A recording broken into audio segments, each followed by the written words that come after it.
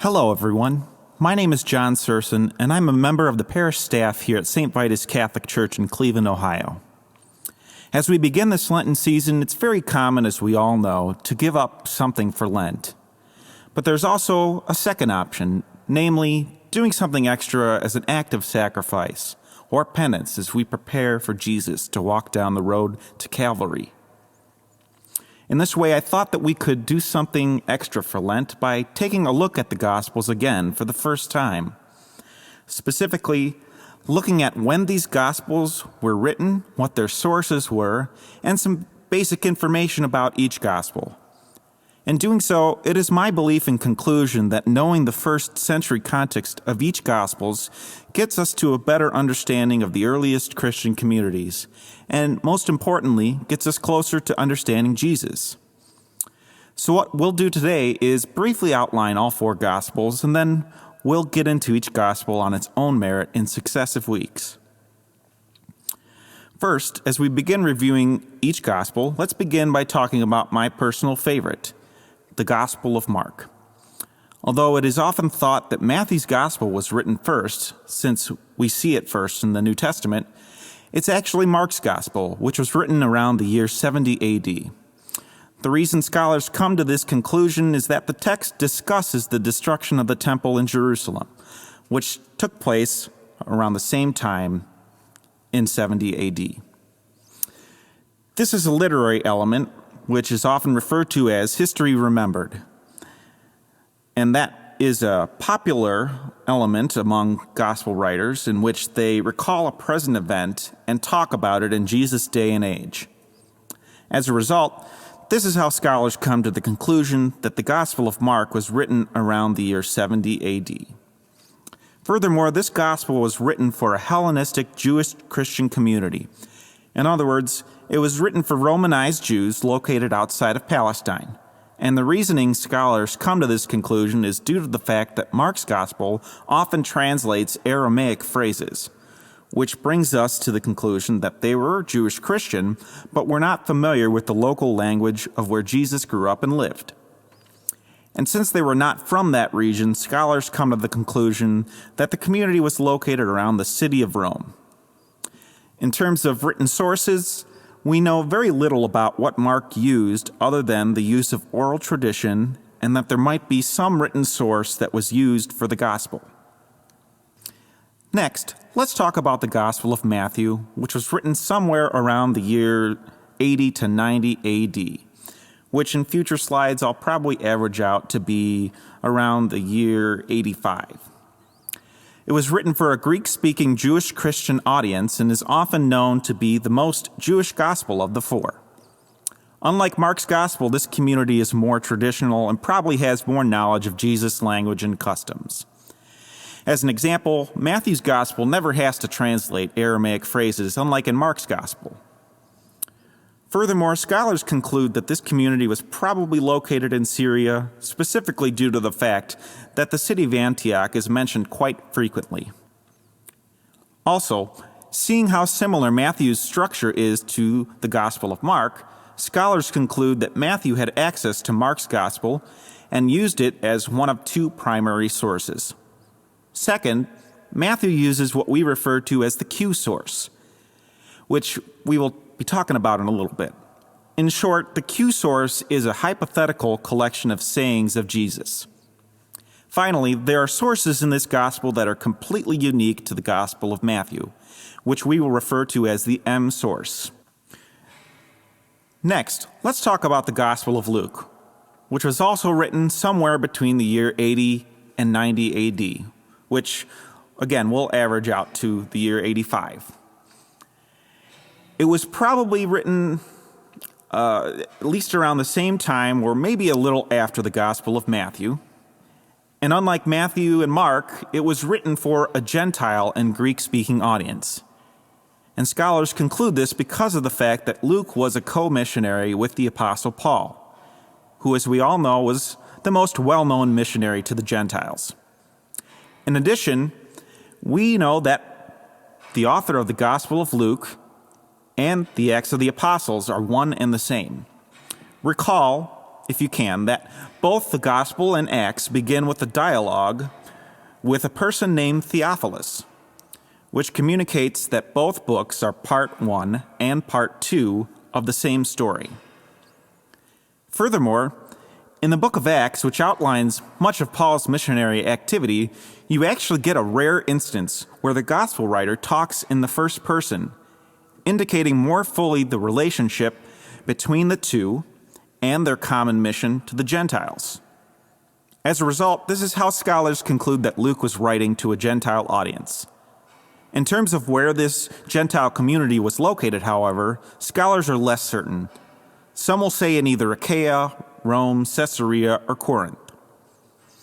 Also, just like Matthew's gospel, Luke uses the Gospel of Mark as the main source and structure of the gospel. In addition, Luke also uses the Q source. And finally, Luke also has sources that are completely unique and, as a result, are only in this gospel. One example would be the parable of the Good Samaritan, which is only found in the Gospel of Luke. Now that we've talked about Matthew and Luke, as well as their relationship to the Gospel of Mark, let's talk in more detail about the Q source.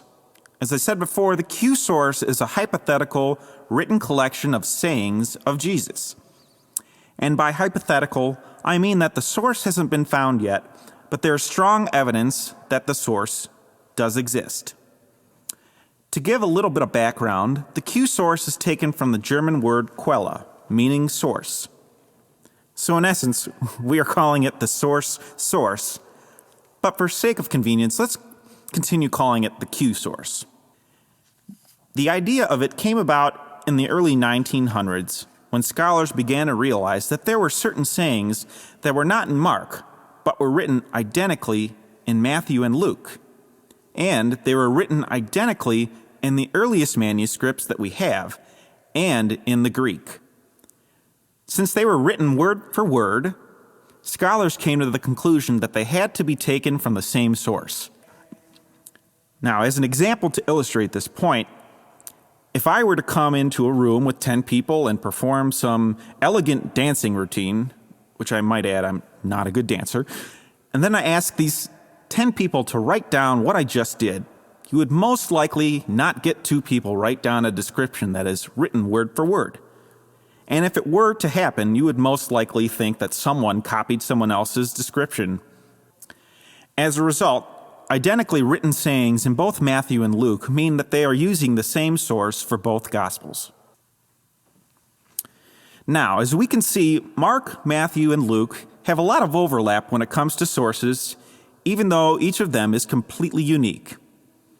But since the similarities are so apparent, it became clear to scholars that you could essentially take 3 Bibles and put the same story from all 3 Gospels and read them side by side. As a result, scholars coined the term the Synoptic Gospels to describe the relationship between the 3. And the term synoptic comes from the Greek word synopsis, which means seeing together. So if you were to read the same gospel stories by themselves, they might seem very similar. But when you read the same story in all 3 Gospels side by side, that is when differences become apparent. And you can begin to see how each gospel is unique and sometimes has a different message from the same story. So that is why Mark, Matthew, and Luke are referred to as the Synoptic Gospels. Now that we have gone through the first 3 Gospels, here's a quick, cut and dry summary of each gospel and their sources and how they are all related to each other. As you can see, Mark is at the center of the diagram, with Matthew and Luke arrowing to Mark, since they use Mark's gospel for their overall narrative structure. But then you see how Matthew and Luke have an arrow going to the Q source. But note how the Gospel of Mark has no arrow going to the Q source, since it is not used in its gospel. Furthermore, notice how both Matthew and Luke have separate arrows going to independent sources that are completely unique to their own gospels, which are labeled as the M and L sources. This shows how important each of these sources is for not only how similar they are, but also, more importantly, how each gospel is different and unique. Now, at this point, some of you might be thinking that there's something missing here, and that is, of course, the Gospel of John, which is often the fan favorite gospel of most Christians, and most especially with Christian composers.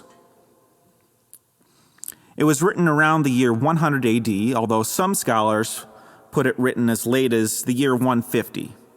It was written sometime after the Jewish Christians were kicked out of the synagogues, followed by the Jewish Council of Jamnia, in which they formalized their scriptures as a reaction to the Jewish Christians and their belief in Jesus as the Messiah. And this took place around the year 95 AD. This is again what scholars call history remembered, because it is in the background of the Gospel of John as a whole. And since this background is there, you can see that this often results in what can be seen as anti-Jewish language. In other words, this is what helps scholars conclude that it was written around the year 100 AD, since these events happened at the same time. Obviously, since the gospel refers to Jewish Christians being kicked out of the synagogues, this gospel was written for a Jewish Christian community, and this community was probably located just outside of Palestine. This gospel is not a synoptic gospel because none of the same sources are used, although it seems apparent that the writer probably knew of them but goes in a different direction. As a result, it is often nicknamed the spiritual gospel because it is much more theological than the other three. One of the most significant characteristics of the Gospel of John are the I am sayings, like I am the bread of life, I am the way, the truth, and the life, I am the resurrection and the life, I am the vine and you are the branches.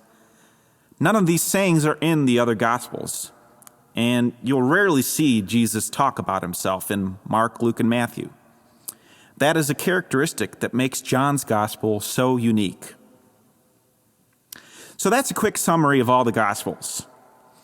And I'd like to add that whenever I give family or friends any information about the Gospels, whether it's on a much smaller scale than the presentation I've given now, I often get the question, well, why should I care? And my first response to them is the overall importance of context. What is the gospel writer trying to convey? What does it mean for the community who is reading this gospel? If you think about these questions, it can really bring us into their world. And most importantly, it can avoid bringing our own bias into these stories. And as we all know, if we bring our own biases into these stories, you can get the Bible to say literally whatever you want. And I'm sure we've all seen how this happens to the Bible on a daily basis. However, if you read these Gospels in their original contexts, the Gospels become more meaningful, and I might add, less flexible of being casually changed by your average reader. Furthermore, seeing the Gospel on its own merit is why I care about it. Because if you do so, it avoids merging all four Gospels into one. Which, although we do that, and there isn't necessarily anything wrong with that, there is a potential danger of reducing the power and meaning of the story that the Gospel writer was trying to convey. Finally, reading with context can bring us closer to the earliest Christian community, and most importantly, I might add, closer to Jesus. And that's what we try to do every day of our lives, and even more so during this Lenten season. So that's why I thought it would be important to take a look at the Gospels again for the first time, so we can get closer to Jesus. And that's what we will do in the next few weeks as we take a look at each gospel on its own merit. Thank you, and may God bless us during this Lenten season.